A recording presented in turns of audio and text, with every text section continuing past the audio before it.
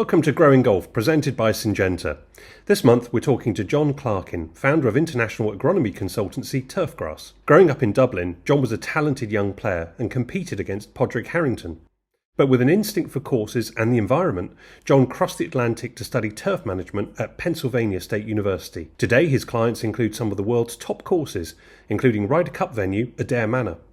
I started by asking John how golf courses can balance the demands of producing high-quality playing surfaces with true environmental sustainability. The word sustainability is on everybody's tongue right now, and there's a misconception, and it's partly the golf industry's fault, about golf courses and the environment, and it's an educational process that we really need to work hard on, and I know it's something you're doing, but we need to get out there with the likes of GEO, the Golf Environment Organisation, and get word on the street about the true sustainability of golf courses. So we're fortunate enough to have worked in over 260, 270 golf courses in 53 countries around the world. So we've seen everything from the highest level, most beautiful golf courses of Adare Manor down to a public golf course or something in Pakistan. I mean, we've seen such an array of golf courses around the world.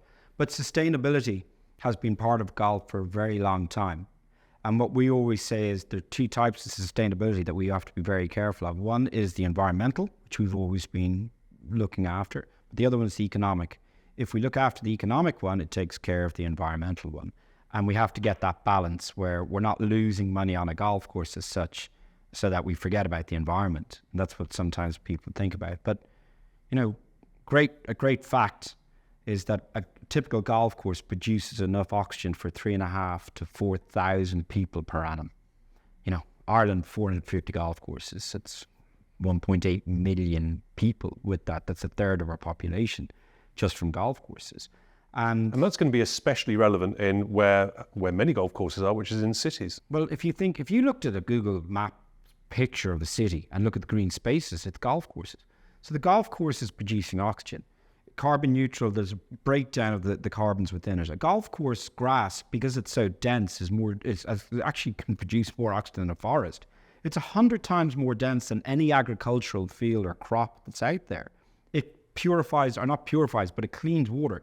The majority of water that we use on golf courses now around the world, from Egypt through Saudi Arabia through to Vietnam, it's all coming from treated plants. So the water gets treated, reclaimed water in Dubai. It actually gets cleaned on the golf course. The water that comes out the other side is cleaner. You know, it's noise pollution, air pollution.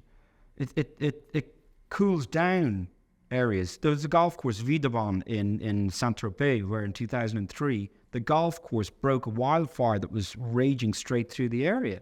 So there are so many benefits of a golf course that people just don't understand. And we need to educate and communicate that to the public. That's something, I mean, we're here in Arizona at the moment. There's a battle going on about the water.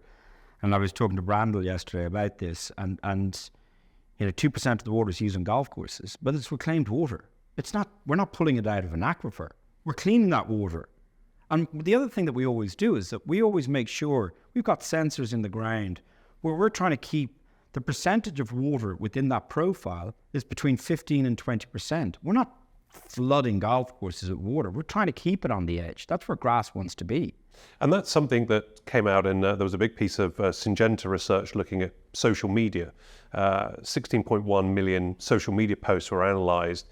In terms of the environment, the social media chat is overwhelmingly negative.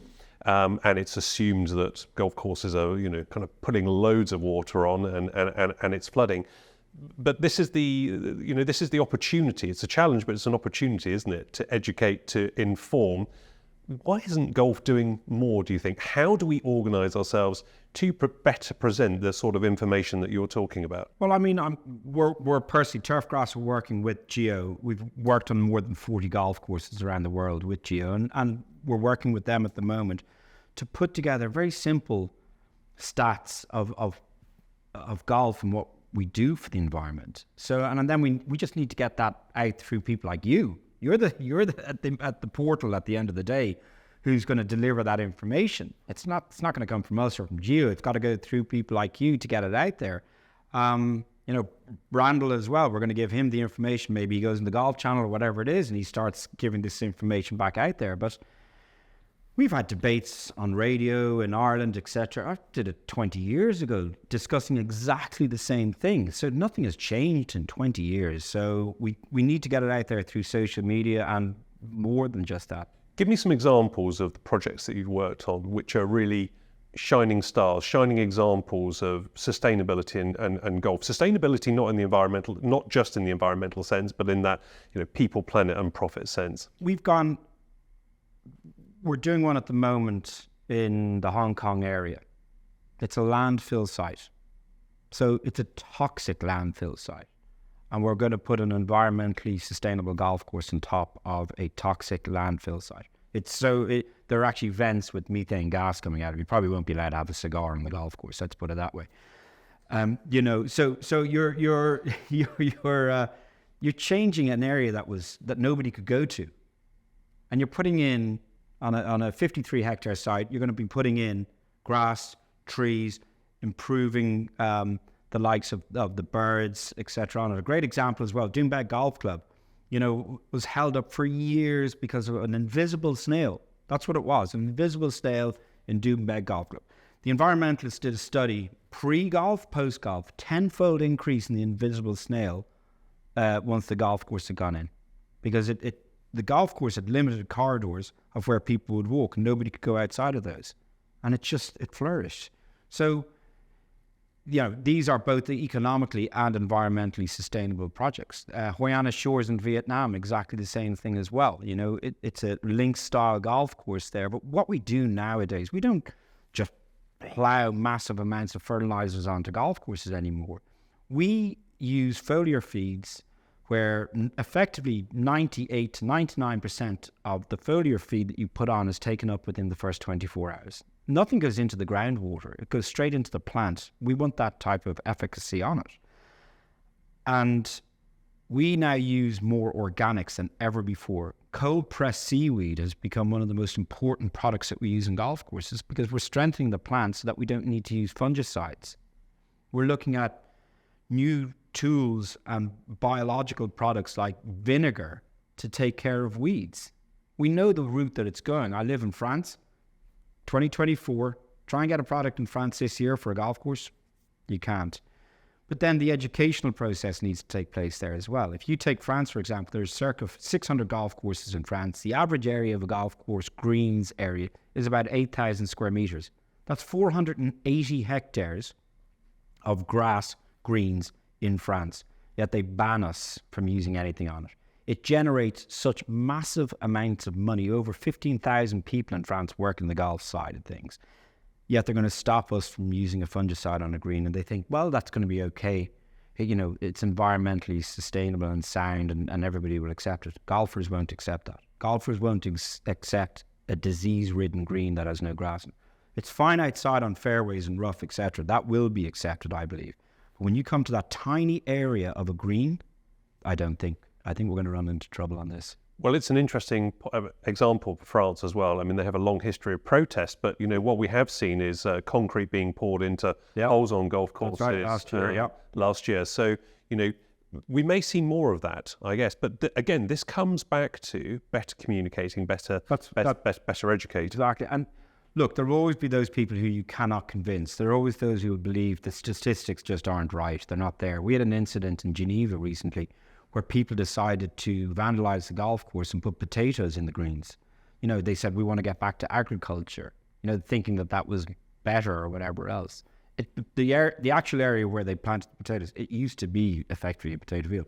They took those potatoes out and they planted it somewhere else on the golf course. The potatoes grew. So they actually ended up getting potatoes from the ones they put in. But that educational process is absolutely vital. But then, you know, that's an opportunity as well in some ways, isn't it? Because, you know, Syngenta are active with Operation Pollinator, turning kind of outplay areas into wildflower, you know, for pollinators.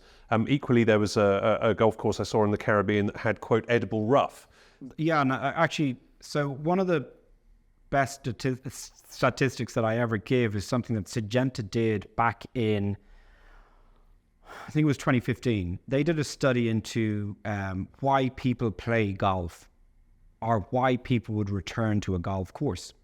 And Syngenta showed that 76%, I think it was, returned due to conditioning of a golf course. It wasn't about the design or the experience of the spaghetti bolognese, the club burger that you got. It was the condition of the golf course brought return business to it. And that's why I think that if we don't continue to give that high level on a golf course, but the likes of Syngenta are the world leaders in they saw this coming a long time ago about the herbicides and insecticides and fungicides that were going to get taken off the market. And they're starting to come in with new products that will be accepted. So that's what I'm saying. This whole environmental sustainability side that we talk about, Syngenta have been working on that for decades. And we're there. Yeah. But we need to get that to market, and so they understand. So that the people who vandalize golf course with concrete and potatoes will just actually go, you know what, this isn't too bad.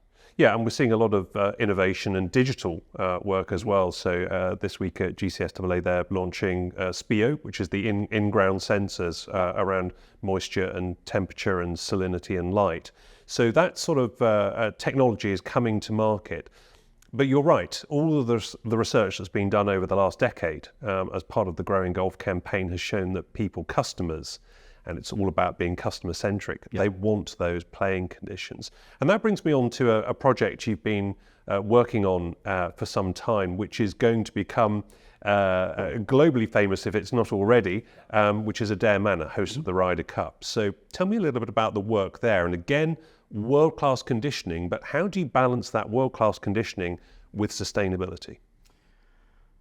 Yeah, so I mean, Adare is an interesting project. We started December 2015 with Mr. McManus, and Tom Fazio and Tom Marzoff were brought into, and they were given the brief by JP.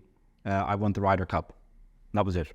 And he's so well loved by everybody in the industry that it was pretty much a foregone conclusion that he would get the Ryder Cup, and because of what he's done for golf. And so when he went after it, with Tom Fazio and Tom Marzoff, obviously sustainability becomes part of it. And one of the areas that we talked about for the estate was to look at out of play areas where we would have naturalized zones, in woodlands. We've created fescue areas in between greens and tees, which we just stay away from as well. So there's a lot of naturalized areas on it. We chose grasses for the golf course itself that are, we call them European rye, that don't need quite as much fertilizer. We use the likes of your cold pressed seaweeds on the golf course as well. Amazingly, the less you feed the grasses that we have on the greens, the better the greens become, because it creates more rigid grass. We're not after this vibrant green grass that you can see from space. We're after something where it's playable. It's not about aesthetics and just aesthetics. So we're fortunate enough when we were having the opening, Rory, Paul McGinley, Porter Carrington, Shane Lowry opened the golf course on April 20th, 2018. And we've done a bit of work with Rory before. We built an academy for him in his house in Northern Ireland. So after I had the opportunity to go up and ask him, what do you think of the golf course? And he effectively said on that day, he said, you could pretty much have a Ryder Cup in this golf course tomorrow. The greens are rolling perfectly. We had kept them lean the whole way through, and they've stayed that way. So they're slightly off color compared to some of the stuff you might see around the world, but that's done to give a better performance. And that's the way that the future of golf is going. We don't need to feed the hell out of grass anymore. It's interesting as well, isn't it? Because there's a natural movement towards this anyway. So, for example, sponsors of tournaments, sponsors of the Ryder Cup, I'm sure, will be looking for that sustainability message. They will want to know that their brand is safe in hands. And I know that's where GEO, Foundation for Sustainable Golf, come in to ensure that message gets out. And yes, because they do the tournament GEO as well. So you're buying into that as well, 100%. Yeah. So, and I'm sure we'll see that at Adare Manor. Yes. We've also worked on a project coincidentally together in Tuscany, Castiglion del Bosco, which has an extraordinary sustainability story because, in fact, while the work's been going on, it's an example of climate change. They had the wettest year in Tuscany on sure record. did. The year before that was the driest and hottest. In 70 years, yeah. So, kind of climate extremes, extreme events. But it's an extraordinary place because the landscape is, you're very close to protected land. But the water is captured within the estate, so there's no water disappearing. Just tell us a little bit about that system, because it's a great example, really, of sustainability. It is, and when you talk about golf courses, people forget, if you look at the estate of Castiglion del Bosco, how many hectares is the estate? I mean, it's 5,000 acres, the whole estate. Well, there you go. So that's 2,000 hectares. Of that, how much is actually grass that we maintain? 30 hectares. That's all it is. Of that, how much do we use with spraying? 1 hectare. 1 out of 2,000.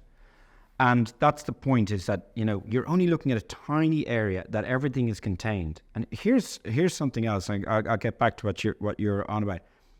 The products that we have used from the likes of Syngenta and everybody else that's out there on golf courses for a disease. So if we get fusarium, which is one of the most common cool season diseases that you'll ever get, microdocium, we use a product on that will get rid of it. The same product that you use on that is what people use for athlete's foot. Same fungus you're going after. So it's the same active ingredient. The stuff that we put in children's hair for lice is the same active ingredient that we would use for insects that are in the green. Yet they're banned from a golf course, but you can stick it in a kid's hair. I just find it extraordinary, the way that people just, MEPs have just go, oh my God, golf, you got to be kidding me. That's a rich sport. Let's just stop them. Agriculture, you're okay. Kids' hair, you're okay. Football pitches, you're okay. But golf, no. And it's just that part's just extraordinary. But the capturing of water in Castiglion del Bosco, it's phenomenal. So they built reservoirs, very large ones around the site. We get the winter rains, they're collected in the reservoirs. They're not on the golf course, they're off the golf course site, because you don't want that drawdown of water throughout the season. Completely full, and we use that water then, so that we're not drawing out of any wells or anything like that. We're just using the water that we capture in the winter to use it during the summer. But it gets back to what you said about soil sensors. Precision irrigation, better grasses, 7,000 grasses. We choose grasses depending on so many climates, time of year that you're going to be playing, the type of soil, the type of water that you have. But we'll always pick a grass that uses the least amount of water. And when we start doing that, great example is San Roque. We were paying a fortune for water. We took 171,000 square meters of grass off San Roque old golf course, put in a completely brand new technical irrigation system on it where it throws the water in, never out, put in a much better warm season grass called Latitude 36, took 60% of the water off the table straight away just by doing that. Put the sensors in the ground and scientifically manage golf courses. And that is the future. And that's in Castiglion del Bosco. We capture the water from gravity and we use that then during the summer. Looking back on your career and going all the way back to Milltown, and you're kind of falling in love with golf. What are your reflections on the journey that you've taken and where you'd like to go next? Wow. Again, I'm humbled about this. This week you get to meet some, like from Nicholas to Robert Trent Jones to the Fazias of the world. We've been fortunate enough to work with them all, and it just, you take a step back and you look in and you go, oh my God. I mean, we have a reception. I say party. Julian Mooney, my business partner, will say it's a reception. He's professional. I'm the yin yang is what they say about the two of us.